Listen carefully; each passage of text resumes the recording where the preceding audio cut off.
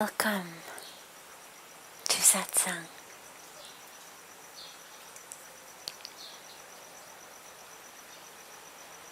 So beautiful to be together with you all.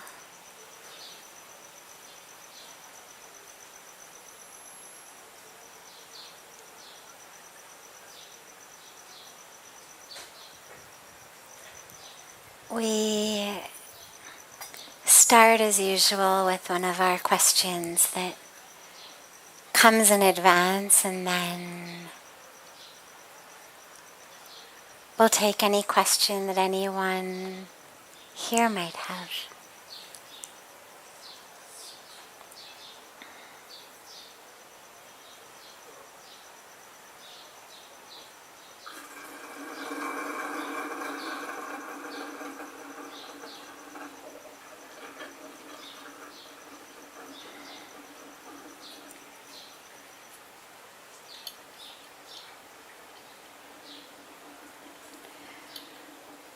A friend of mine is a freelance delivery person and delivers mostly non-veg meals to homes and businesses.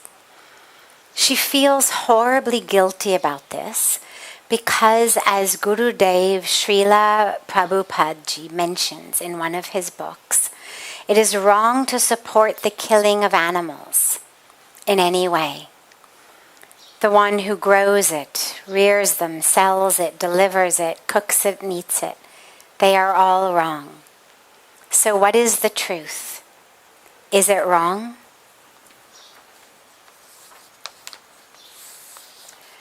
So there's a couple things here. We've got the aspect of vegetarianism.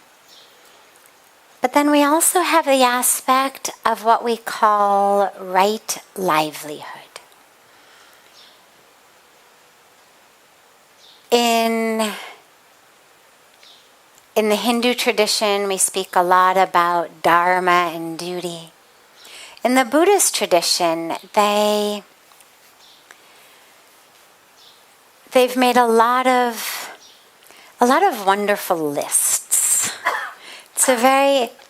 It's a very organized way of teaching a lot of the same precepts. And one of the lists is about how to live a right life. Now we have what we call yam and niyam. We have all sorts of tenets of how to live a dharmic life. In Buddhism, one of the really core precepts, along with, right speech, right action, is right livelihood. Now in this case, Srila Prabhupada was the founder of the ISKCON movement. He was the one who went to America, carried this beautiful, beautiful divine teaching of Bhagawan Krishna to not just America, I think, but actually a lot of the West. Truly just beautiful, amazing seva. He went over there with, I think, nothing. And just through chanting the name of God, brought together so many people. And he taught the Bhagavad Gita, he taught Bhagavatam, he taught the life and the teachings of Bhagawan Krishna. And he taught a lot of really basic and core tenets and principles. One of which, of course, is that eating meat is, as the questioner said, wrong. Now,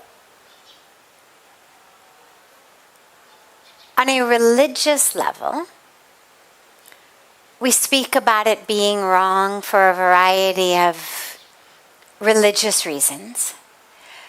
But what we now know, what we've learned in the many decades since Prabhupada ji first went to America in the think it was the early 70s, is that actually the meat industry is probably the worst thing that you can do as an individual for the environment, for world hunger, for climate change.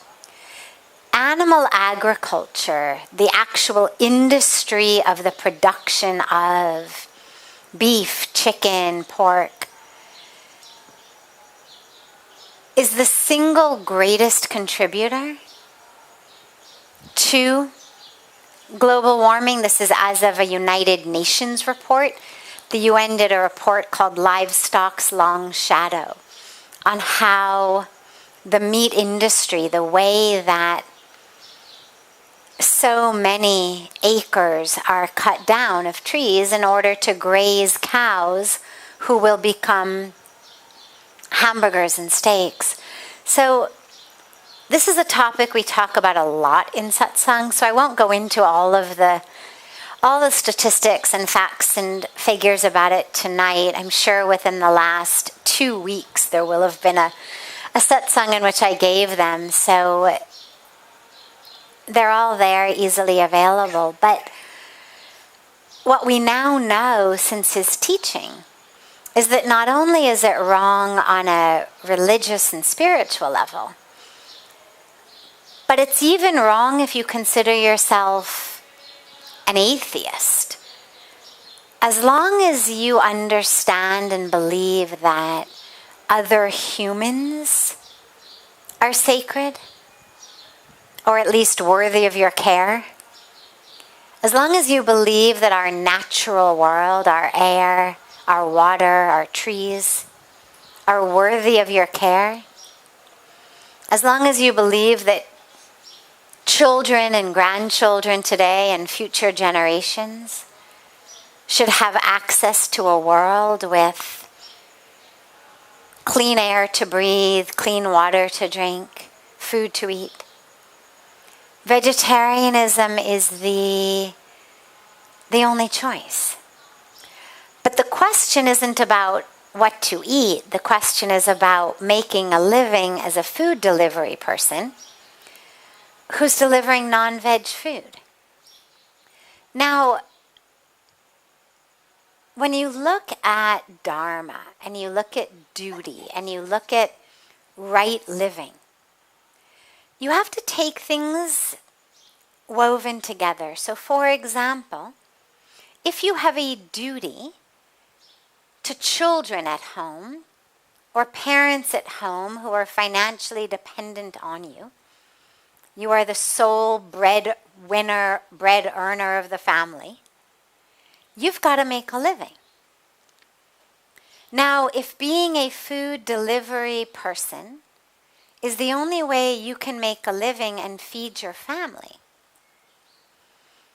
then you don't actually have the luxury to say, I'm going to let my children starve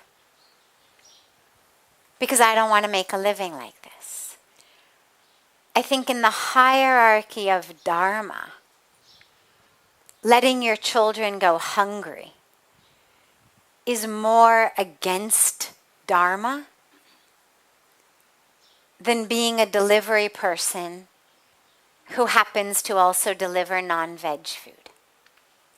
But assuming that you're not in a situation where that's the only way you can put food on the table, I think it's really important for all of us to earn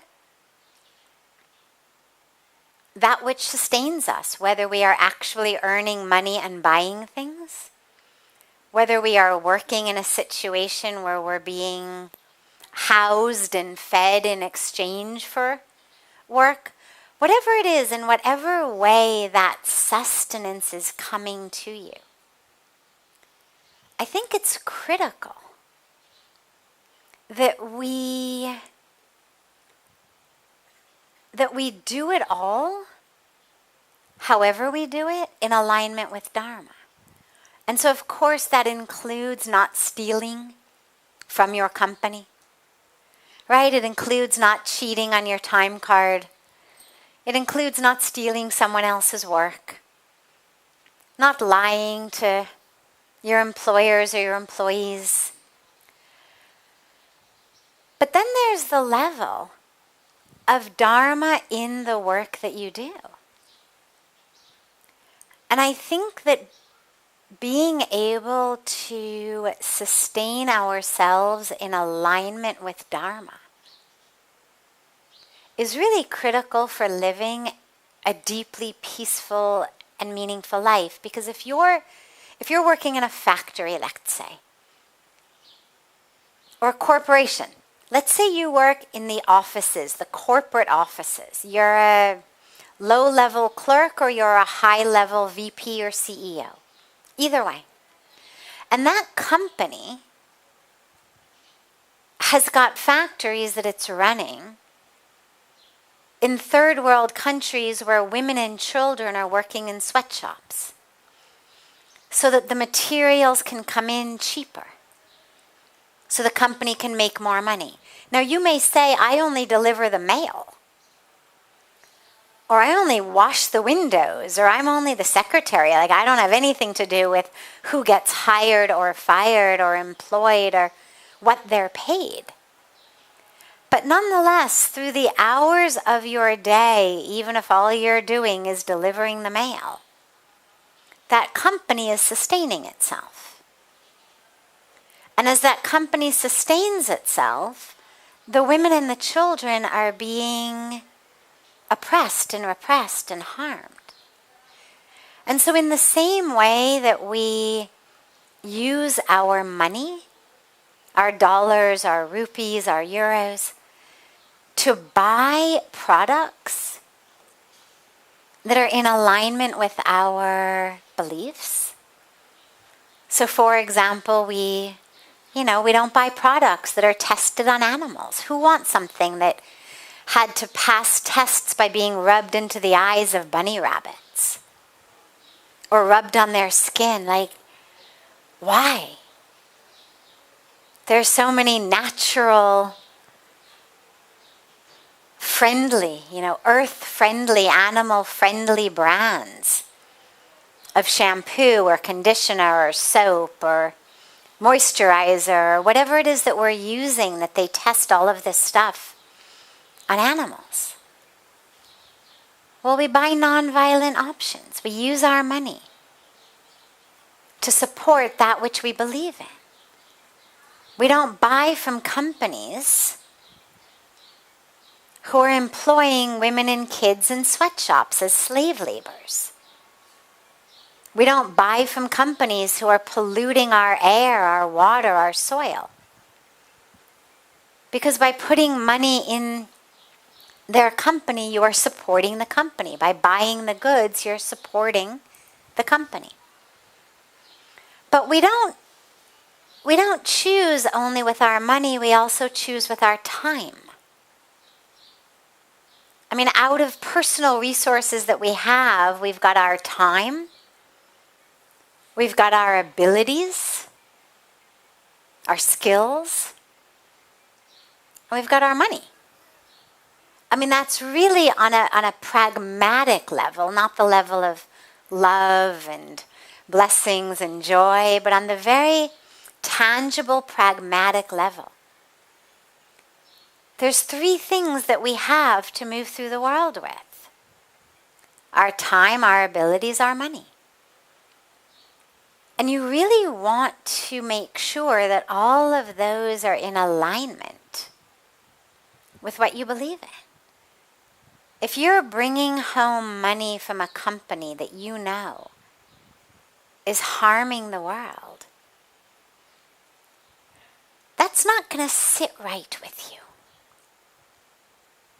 So when Buddhism speaks about right livelihood, they're not talking about it just from a karmic standpoint of, be careful what sort of karmic fruits you're getting. They're talking about it from a very deep standpoint of your own awakening, your own enlightenment, your own nirvana. How can you be progressing toward nirvana, toward samadhi, toward enlightenment, if through your life and your choices there's suffering? And so I would say to the questioner, there's a reason that this has arisen in your life, in your mind, in your heart. Surely there are other, delivering food is a low-skill profession.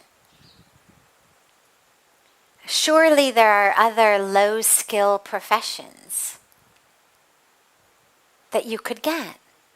And if you can't, if you've tried and you can't, then keep doing it, because your first dharma is to put food on the table. But keep looking. Or maybe try to get some skills that you can use for skilled work. Then of course you will end up being more fulfilled also in your life. And you won't have these burning questions of whether your time, your skills, your money are going into something that's harming our planet. Because we always have choices. And we should make our choices in alignment with what we believe.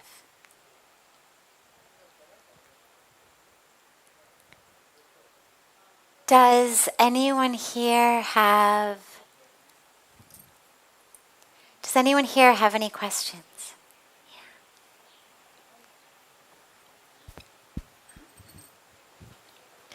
Guruma, I just want to ask one question. How to develop abhayam, fearlessness?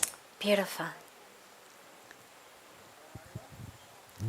So,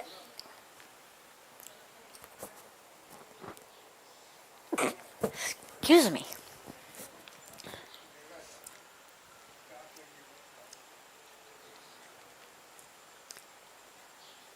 So how do we develop fearlessness, abhayam? This is a core teaching in the Bhagavad Gita. Be fearless, be fearless, be fearless. It's a core teaching of so many of the spiritual gurus, guides, saints, rishis. Fearlessness, though, it doesn't mean recklessness. A lot of times people think fearlessness means that I will jump off buildings, jump out of airplanes. I remember when I first came here, I used to get into, we'll euphemistically call them discussions, but they were somewhat more heated than that, with one of the old drivers from here, who was a young guy, young kid, and he loved to drive really fast. And these were in the days before cars in India had seat belts. Or if they did, it was before there were laws that you actually had to wear them, so people would cut them out, they would put them behind the seat, because of course nobody wanted to be bothered by it. He would drive fast, I would tell him to slow down, I would make him, take the car into the shop to pull the seatbelt out so it actually could work. And every time I would tell him to slow down, he would tell me to have faith in God. And so being an American vocal scientist who wasn't going to be told how to live by a teenager with a fast car, I would say to him, I do have faith in God. And God has told me to tell you to slow down. But I share the story because there's this idea that somehow fearlessness means that I will sit in cars that are going really fast without telling the driver to slow down, without wearing a seatbelt. I will take all kinds of daredevil risks. Put all my money in one stock on a hunch. That I'll do things like that because fearlessness is seen as a virtue. But fearlessness is not recklessness. It doesn't have anything to do with making decisions that put your life, this precious life, in peril. Fearlessness has to do with standing up to accept the invitation that the universe has given you to embody and express who you are. So fearlessness means share your heart, share your gifts, speak your truth, walk your path. The universe will take care of you. You do not need to live your life in shackles based on what the neighbors think, based on what the culture says, based on what someone else's agenda is for your life. Do not be worried. What will people think of me if I speak my truth, if I live my truth? That's the fearlessness he's talking about. And I'll tell you how I know for sure. Aside from all of the brilliant commentary on these teachings, but if you actually look at the teaching itself, so here in the midst of Bhagavan Krishna telling Arjuna, be fearless, when Arjuna says, but I could die, Bhagavan Krishna does not say, no, you won't, don't worry. Now, as I always say, I love this part because remember, he's God. He knows what's going to happen. He's not on pins and needles waiting to see at the end of each day, kya ho gaya. He's God, he knows.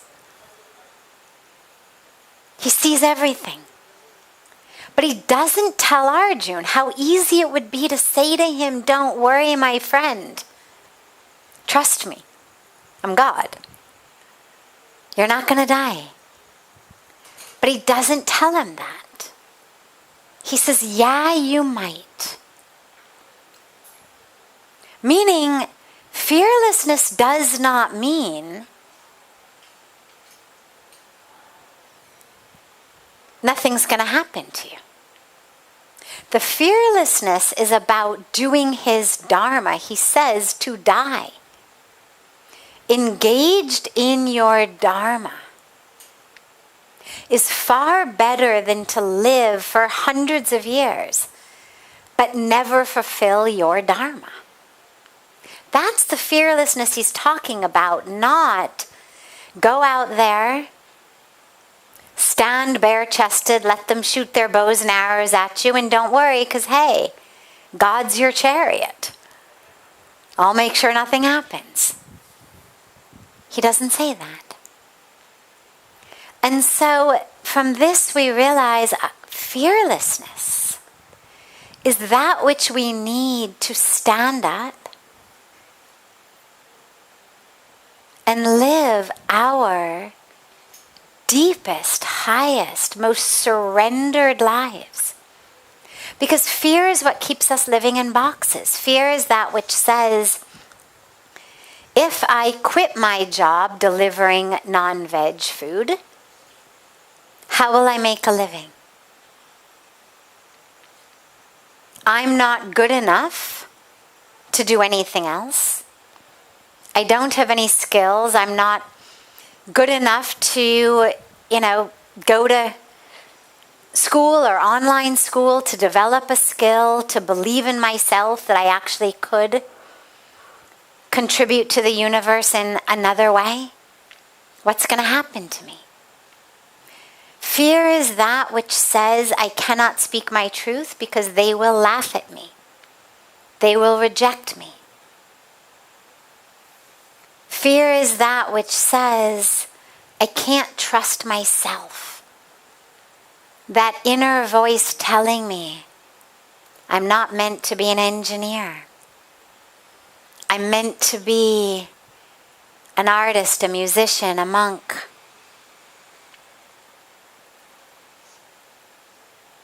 Fear is that which says, if I don't make a lot of money,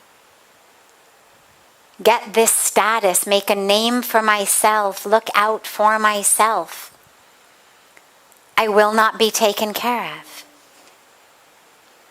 That's what fear says. Fearlessness says, you know what?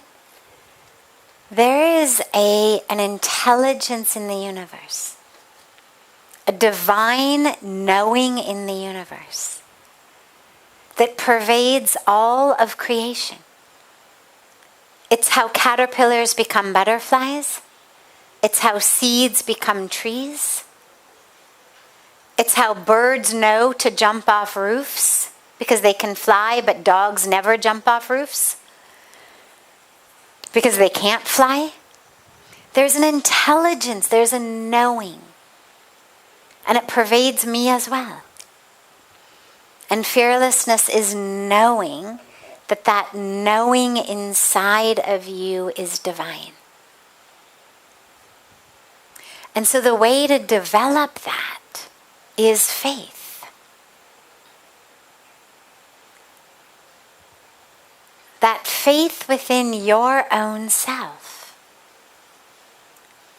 The faith that says God does not make mistakes. I'm not the one He forgot about. I'm not the one that He got distracted. I'm not the one who somehow is the exception to the rule of everyone is divine. But faith is to realize, however I've been created is exactly how I am supposed to be. And yeah, I've got issues and I work with them, and anger and expectation and attachment and fear and desire and jealousy, and we've all got them. We work with them. The same way that we soap up our bodies, the same way that we walk to stay in shape, the same way that we, eat the right food. The same way that we work with the organs of our bodies or the dirt on our skin. We work with our, internal stuff. But it doesn't mean that I am any less divine because my arms are dirty and I've got to soap them up. Or because my stomach's bad because I ate, too much chocolate cake. Well, in the same way, just because I've got this anger thing happening or this jealousy thing happening, it just needs to be dealt with in its own way, the way that, mud on your arm is dealt with or a bad stomach is dealt with. We look at it. We see what it is. We address it. In some cases, time will take care of it. In some cases, we address it in some more direct way. But it doesn't change the nature of who I am as divine. So that's where the fearlessness comes. But don't expect it to be that which is going to send you bungee jumping. It's going to be that which is going to enable you to share yourself, express yourself, be yourself, know yourself. That's the fearlessness.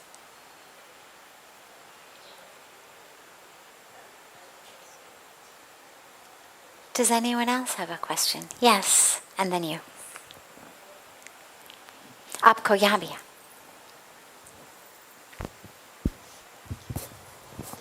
Namaste. So in my yoga TTC, I'm reading Patanjali Yoga Sutra these days, where he says that a true yogi or a seeker is someone who knows how to control the fluctuations of mind. I know there are 10,000 distractions waiting for me when I go back. So how do I apply this theory in the current times where there are 10,000 distractions in 10 minutes? Beautiful. So, controlling the mind and the distractions. There's an external way and an internal way. And you need to do both. Externally, you need to do whatever you can to minimize your distractions. So the first thing I would suggest is turn off all notifications on your phone except for when it actually rings. Nothing else should beep, buzz, bling, vibrate. Whenever you need to check if you've got a message, you'll check to see if you've got a message. If somebody's house is burning down, they'll call you.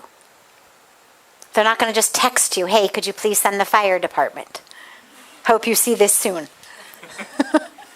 They're going to call. Any emergency, we call. Nobody texts in an emergency. We call. So the first thing I would do is turn off every sound-making notification on your phone, except for the ring. The next thing I would do is I would create as much of a daily schedule as you can about when you are going to engage with things that are by nature distracting. Your email, your messages, your social media. We've all got to do it. But have some times of the day, depending on your work, depending on, your lifestyle.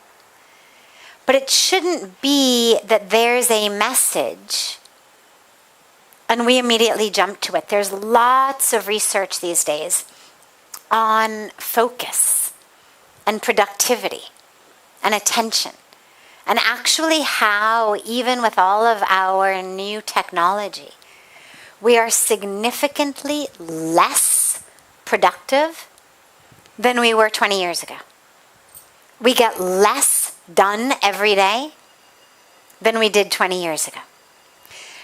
Now, it seems like we're getting a lot more done, because see, I've messaged this one, I've done this, but we actually get a lot less done. And the reason is, every time you get distracted from a task, they say it takes you 23 minutes.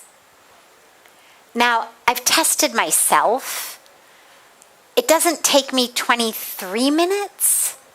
I mean, maybe it does neurologically and I'm just not aware of it, but from my own experience, but it takes me a good 2 to 3 minutes to get back in the flow of what I was doing. Sometimes a little bit longer if what I was doing was really creative. I mean, if I'm writing, it's going to take maybe 10 minutes to get back in the flow. But even so, even a 2 or 3 minute to get back in the flow of something I'm doing that's not necessarily that creative. Well, that's a lot of 2 or 3 minutes when it happens every 10 minutes. You're essentially then spending a third of your life getting back on track. And it's hard. I mean, this is something on a personal level I struggle with. Like, how do you navigate it all? And what I have found is if you can just decide, like, okay, for the next hour, 2 hours, I'm not going to look at messages. I'm not going to look at my emails. I'm going to do this thing that I need to get done. What you'll find is that you actually are more productive. And that when you do pick up your phone again or open your email again 2 hours later, you're able to get through it quickly because there isn't so much back and forth. But it just takes some planning and it just takes some deliberateness in it. The other thing I would do is don't multitask. Multitasking has been shown, again, this is by recent science, to again make us significantly less productive. We think we've become so productive. People will say that they can do lots of things at once. They can't. What they're doing is jumping rapidly back and forth between different things, not actually doing any of them well, making lots of mistakes. And so, and this is true for all of us, just really figure out, okay, for the next 15 minutes, 2 hours, I'm not going to look at a message or an email until this task is done. I'm not going to start another task until this task is done. And from a meditative perspective, things like walking, eating,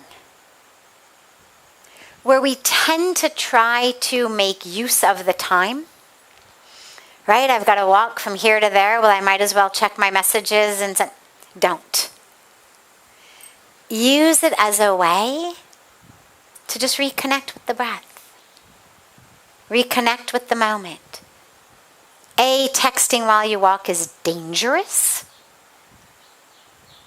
But B, it's really bad for the mind. Just allow yourself, just walk. Feel the earth. Watch your breath. Same when you eat. Don't watch TV. Don't be on your phone. Just eat. Just eat. Be with it. Be present. Food is God. I heard you all in there eating the other night chanting the Bhojan mantras, right? Brahma Pranam, Brahma Havir, Brahma Gano Brahmanahutam, Brahmeva Tena Gantavyam, Brahma Kardam Samadhina. This experience of eating, right? This is the divine. This isn't just a task to get done. This is the divine. The divine is feeding and the divine is eating. I heard you all doing all the beautiful mantras. The divine is feeding the divine. Of the divine. Well, this is not something to be distracted while it's happening.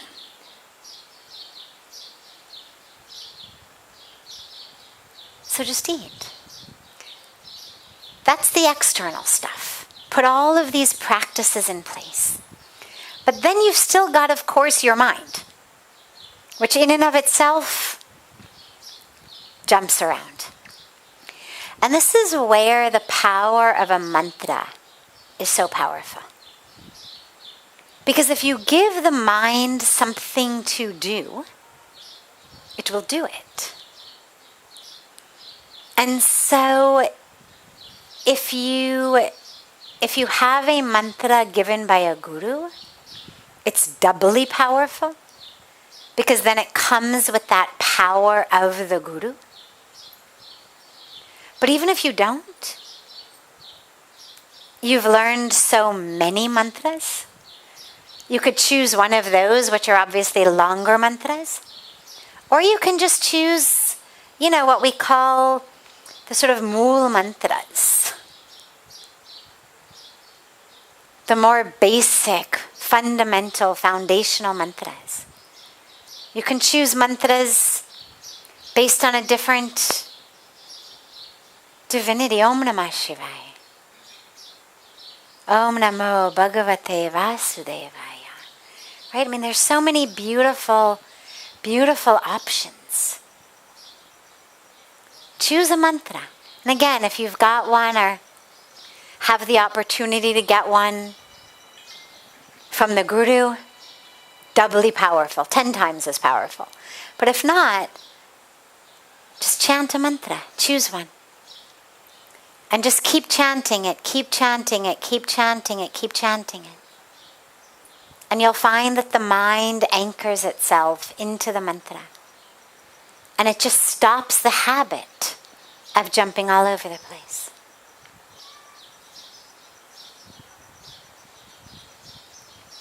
Good. Of course. Of course. Yes.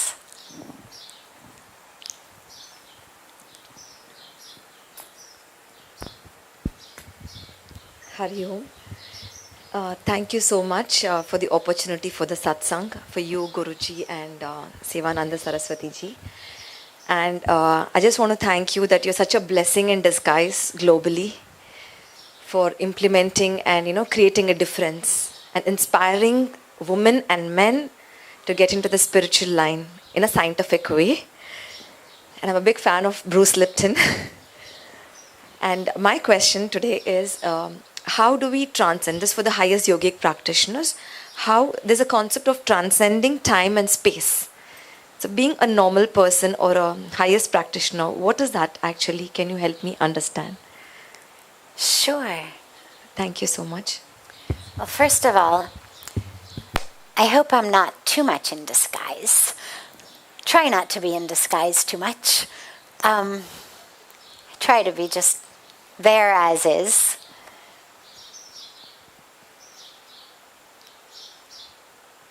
This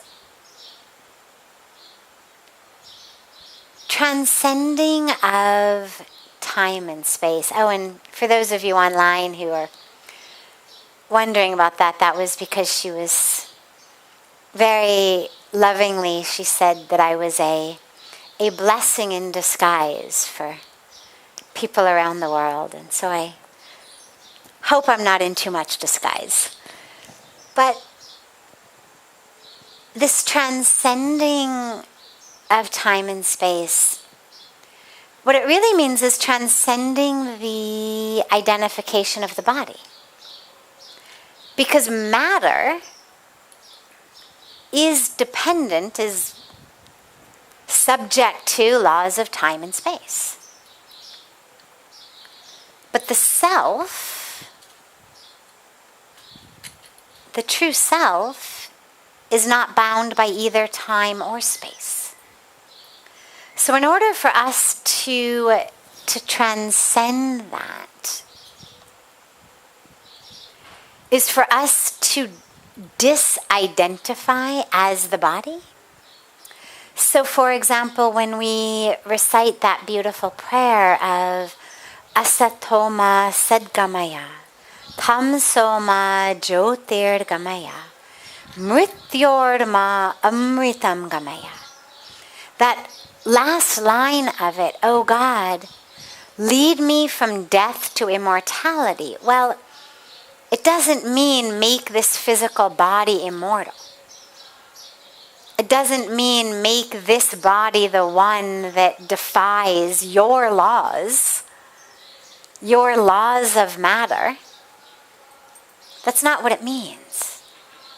What it means is lead me from the identification, the falsehood, the darkness, the ignorance of the identification as the one who is born, changes, and dies, to the identification as the one who was never born, never changes, never dies. The identification as that soul, as that divine being. So transcending time and space is identifying as, connecting with that aspect of ourself, that truth of ourself that isn't bound, that never was bound, that doesn't know boundaries, because it's boundless. When we have that connection, then we've transcended it. Doesn't mean that the body doesn't continue to move through time, doesn't continue to age in time. It doesn't mean that the body can be in 1,000 places or even 2 places simultaneously. But there are beautiful stories of saints with these siddhis of being able to, manifest a body wherever their soul has gone, being in a second place at the same time. There's several stories of this. There's a saint who used to come through here when Pujya Swamiji was young, who would be here, and people in Uttarkashi would swear that they saw him bathing in Ganga at the same time. So, when you realize that which we consider matter is really space and energy. I mean, this human body, for example, that is theoretically matter, is really mostly space and energy. The amount of matter in this body is minuscule, microscopic.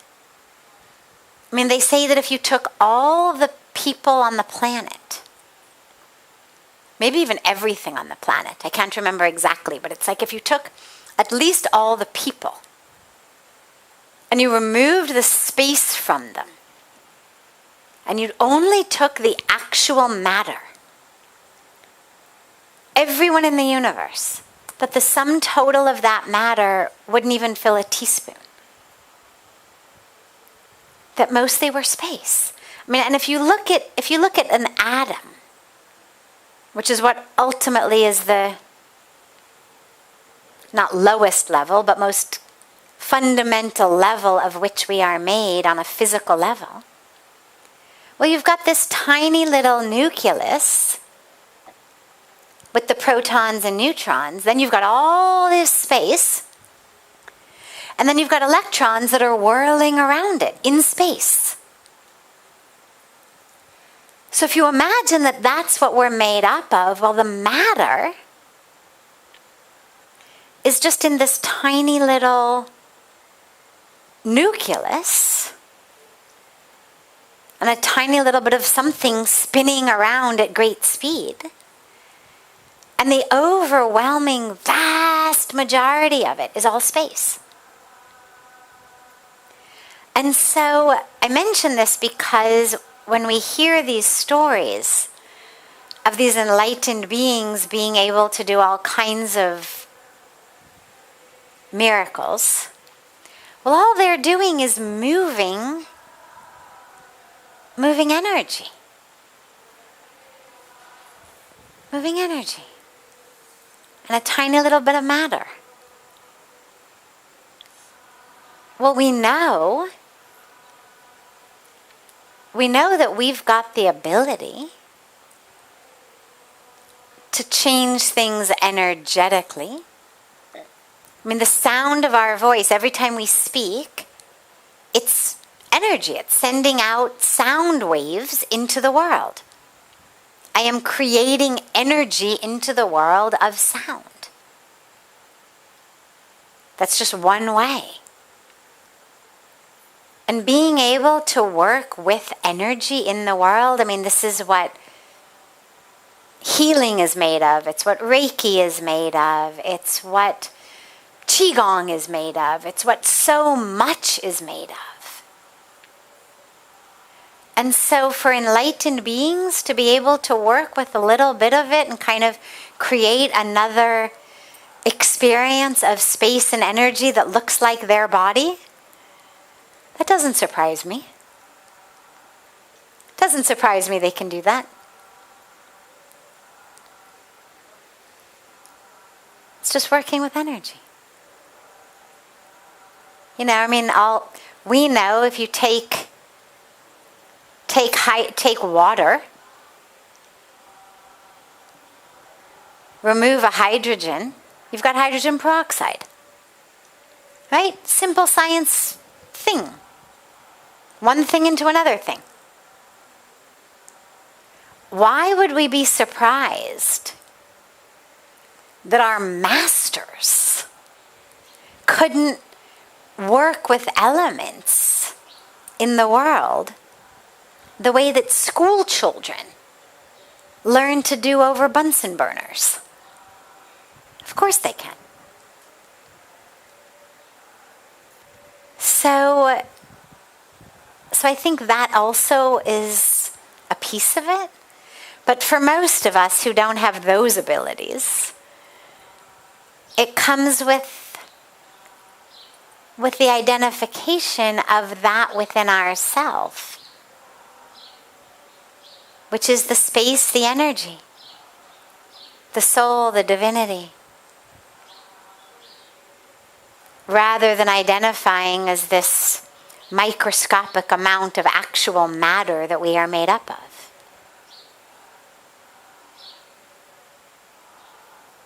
And I think that's how we would transcend it. Of course. Of course. Have a beautiful, beautiful evening. A beautiful morning and day to our global family joining us from all over the world. Looking so forward to being together again tomorrow. And until then, sending you all so much love.